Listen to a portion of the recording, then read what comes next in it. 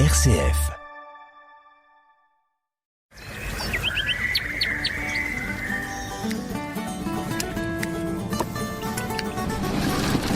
Vous écoutez la viticulture en question, l'émission qui vous plonge au cœur de la vigne. Présentée par Hubert Cartel. Chaque semaine, cultivons ensemble l'avenir de nos terroirs. Bonjour à tous, bienvenue dans notre émission La viticulture en question. Et je m'excuse auprès des auditeurs, j'ai un chat dans la gorge, comme on disait dans mon village. Ce sont des microbes non transmissibles par les ondes, rassurez-vous. Je vais me permettre de revenir avec Bertrand Trépeau, que j'accueille bien volontiers. Bonjour Bertrand. Bonjour Hubert. Avec l'arrivée de Donald Trump à la présidence des États-Unis, la planète est bouleversée par les fameux droits de douane. Je rappelle que pour les champenois, ils sont de 15% actuellement. Vient s'ajouter à cela un différentiel de parité dollar-euro de 14% à peu près. C'est ça. Ce qui veut dire que pour le consommateur américain, le champagne a mécaniquement augmenté de plus de 30%. Bien évidemment, il y a des conséquences sur les expéditions. C'est-à-dire que les Américains risquent de consommer moins de champagne, même s'ils ont toutes les victoires de Donald Trump à célébrer. Et Dieu sait s'il y en a. Donc la question qui se pose, c'est est-ce que ces droits de douane sont légaux ? Est-ce que le Congrès, la Cour suprême américaine les a reconnus comme possibles ? Où en sommes-nous aujourd'hui, Bertrand ? Alors, ça a effectivement été toute une série d'épisodes. Le premier, vous l'avez rappelé, c'est le 1er août 2025, quand finalement des droits de douane de 15% ont été instaurés après des menaces bien plus importantes, des atermoiements. Et ce ne sont pas les premiers droits de douane de Donald Trump. Le sort de la Champagne a été résolu finalement assez tardivement avec ces 15%. Et puis, parce qu'il faut rappeler qu'aux États-Unis, on est dans un État fédéral, le président n'a pas forcément les mêmes prérogatives que ce qu'on pourrait connaître dans notre système, par exemple, français. Et en tout cas, en économie, il y a bien quelque chose qui reste dans son champ des possibles, c'est ces fameux droits de douane. Et on peut dire que Donald Trump a su en user et en abuser. Alors, comme vous le dites, ça a permis quelques succès économiques, du moins professés par Donald Trump. Alors, ce qui est bien aux États-Unis, c'est, vu qu'on est sur des ambiances un peu 50-50, il y en a 50% qui votent ses succès, 50% qui fêtent ses succès, 50% qui fêtent ses échecs. Donc, j'espère que tout ça fera boire du champagne. Normalement, ça doit faire beaucoup de champagne. Ça devrait quand même sur la consommation être plutôt bon. Pour donner un chiffre aussi, la Cour suprême donc qui a eu à statuer parce qu'on l'a saisi sur ce sujet des droits de douane. D'abord il a fallu estimer de quoi on parlait. Depuis l'arrivée de Donald Trump au pouvoir, c'est autour de 130 milliards de droits de douane qui ont été perçus de manière supplémentaire par les mesures de Donald Trump. Et la Cour suprême, après son processus habituel, a fini par rendre un avis, je crois il y a quelques jours, ça doit à peine faire une semaine, disant que vis-à-vis de la Constitution, ces droits de douane sont impossibles et donc font tomber... Impossible, décidé par le président. C'est ça. Et ils doivent être décidés par le Congrès. Donc il faut qu'on revienne dans un autre système et ceux qui sont en place pour le moment, eh ben ils sont illégaux aux yeux de la Constitution. Et donc ces 130 milliards, c'est une question toute bête, mais puisqu'ils ont été perçus alors qu'ils ne l'auraient pas dû, ils doivent être remboursés. Est-ce qu'on les rembourse ? Alors c'est une question, tous les États se posent. Et remboursés à qui ? Aux États, aux exportateurs, enfin.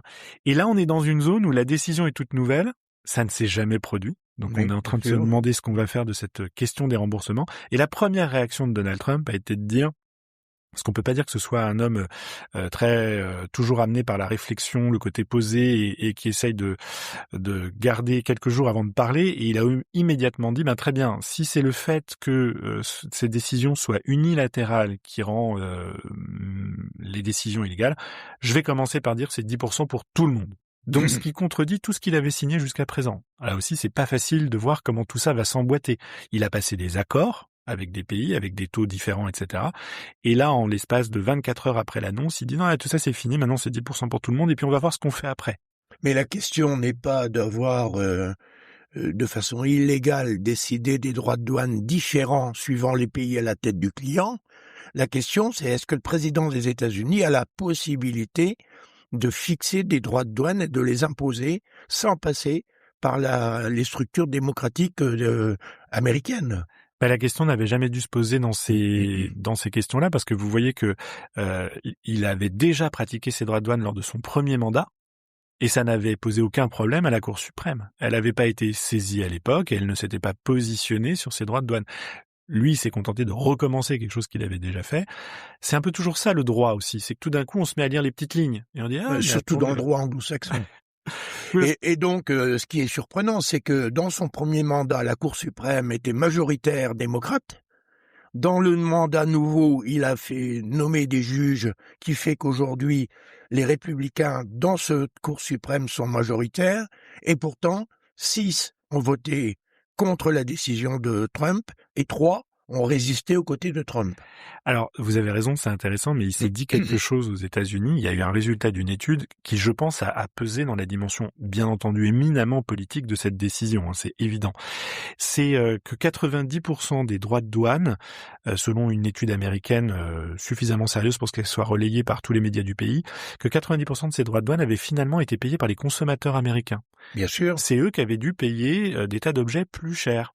Et donc là, pour un certain nombre d'élus, même républicains, d'aller dire et d'aller devoir affronter leurs électeurs en disant bah oui, les décisions que notre candidat c'est d'enrichir, d'augmenter le coût de votre vie, bon, ça passait à mon avis nettement moins bien. Donc cette étude de 90%, elle n'est pas forcément valable dans le cas du champagne. Si on revient dans ce cas un peu particulier du vin et du champagne. Vous l'avez rappelé Hubert, des droits de douane de 15. Une parité euro-dollar de 14. Si on les additionne, vous avez raison, c'est autour de 30% sur la variation du prix à la hausse entre la dévaluation du dollar et entre les droits de douane. Et j'ai envie de dire pour tous les produits qui viennent tous les vins qui viennent de France ou beaucoup d'autres produits. Tous les produits importés aux États-Unis. L'euro-dollar ne nous concerne pas que nous.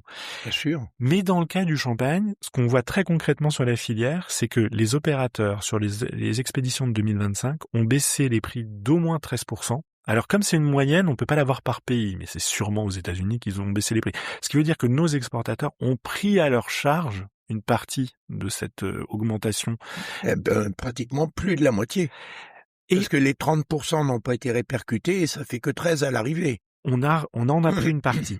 Mais aux États-Unis, en fait dans le vin c'est impérieux parce qu'il y a un système qu'on appelle des 3 tiers. C'est le seul pays, je crois, au monde qui oblige que l'importateur ne soit pas le distributeur, ne soit pas le grossiste et ne soit pas le distributeur. Vous avez 3 acteurs et chacun doit prendre sa marge. Donc quand vous avez une hausse au départ, quand la bouteille arrive aux États-Unis par les droits de douane, il va y avoir 3 coefs multiplicateurs de chacun des opérateurs qui va venir aggraver cette hausse. Et là, je pense qu'un certain nombre d'opérateurs champenois se sont dit, ok, il va falloir qu'on fasse des efforts et des choses parce que sinon, on va se retrouver complètement à côté du marché sur le prix final de la bouteille. Et donc, on a des retours aux États-Unis comme quoi le produit champagne n'a pas augmenté de 30% en moyenne. Il a plutôt augmenté de 10 à 12%. De ce ordre-là. Parce que au départ, en Champagne, de combien les prix ont été baissés quand le champagne partait aux États-Unis? C'est ce fameux prix, parce que ce qu'on entend en prix export, c'est le prix d'expédition déclaré par les opérateurs. C'est les fameux moins 13% dont je vous ai parlé. Moins 13. Moins 13. Donc l'effort qui a été fait par la Champagne, c'est moins 13. Ah. Et moins 13 n'a pas été fait sur le marché français. Non.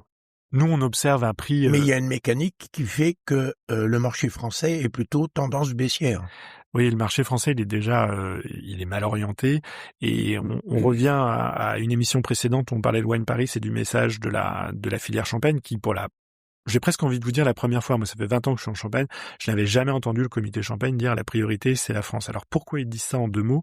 C'est parce que le modèle champenois, c'est un modèle qui a quand même besoin d'assurer à tous les opérateurs de la filière un certain niveau d'activité, c'est-à-dire il faut aller chercher un certain nombre de raisins, enfin un certain nombre de bouteilles, puis ensuite il faut les vendre.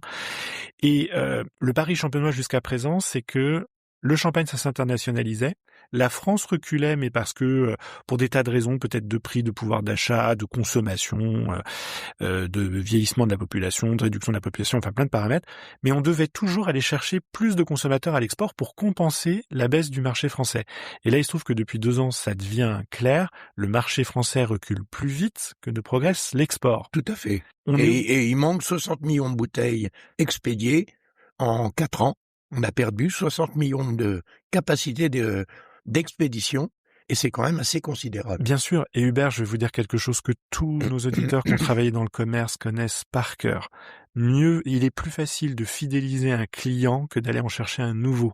Et donc, le temps qu'on aille chercher ces 60 millions, 70 millions de nouvelles bouteilles à l'export, il faut d'abord arrêter d'en perdre en France et fidéliser nos consommateurs français pour pas qu'ils se détournent sur d'autres choix ou d'autres arbitrages. Donc là, il y a vraiment, et c'est un des fondamentaux du commerce, cette idée. La fidélité coûte moins cher que le recrutement. Alors qu'elle passe par les prix, souvent par une baisse des prix. Par le prix, d'accord, c'est sûr.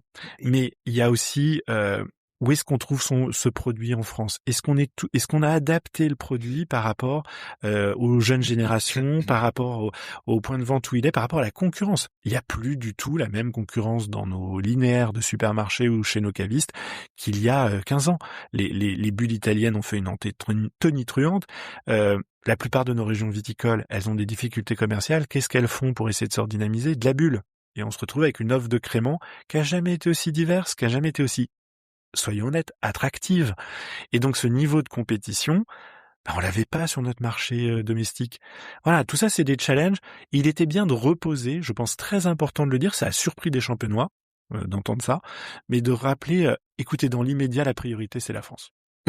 Alors, la priorité c'est la France. Peut-être arrêter de faire une fixation sur les États-Unis, qui représente un peu plus de 30 millions de bouteilles de mémoire, et peut-être regarder ce que vont permettre un accord comme le Mercosur, ou un accord qui a été passé avec l'Inde, qui est un pays de plus de 1,2 milliard d'habitants, et qui est sans doute un potentiel de consommation pour le champagne dans les années futures. Bien sûr, l'Inde c'était un marché qui était juste fermé parce que les droits de douane, je vous dis ça de mémoire, mais c'est ce qu'on a 200% ou 300%, ça veut dire qu'on veut pas importer de vin, ça règle la question. Et donc ce marché-là était tourné vers d'autres, plutôt des spiritueux, produit du vin en local, il y a de la vigne en Inde, et donc ce sont des bonnes nouvelles, mais ce sera plus long. C'est ça que je trouve intéressant, c'est enfin parler de temporalité. Si on veut pas sous-utiliser notre outil industriel, il va falloir qu'on perde moins vite des clients que la rapidité à laquelle on en trouve de nouveaux. Donc en fait, aujourd'hui, est-ce que par exemple, les champenois sont investis dans des salons internationaux comme Wine Paris qui s'est tenu il y a pas très longtemps? Est-ce que les Indiens étaient là? Est-ce que l'Amérique du Sud était là? Je veux dire, représenté par des importateurs. Représenté par des importateurs et représenté par des exportateurs. Il y avait un pavillon à un endroit de Wine Paris où vous pouviez déguster et acheter, importer en France du vin du monde entier. Alors, ils sont toujours déçus, parce que les Français, on n'est pas très curieux pour les vins internationaux. Nous, on est très centrés sur nos vins tricolores, mais les importateurs... C'est l'intérêt de Paris. Les importateurs, leur métier, c'est de trouver du vin, de le trouver au bon prix et qu'il soit bon. Et ils se disent, tiens, pour avoir une offre plus large, il faut que j'aille dans les pays consommateurs. Si vous devez aller dans un salon dans l'année pour des histoires de coûts, de sélection, et qu'on vous propose la ville lumière avec la meilleure gastronomie du monde dans les coins les plus... vous choisissez Wine Paris, quoi. On choisit Paris et on choisit le champagne. Merci beaucoup Bertrand. À très bientôt sur RCF. Au revoir à tous. À bientôt.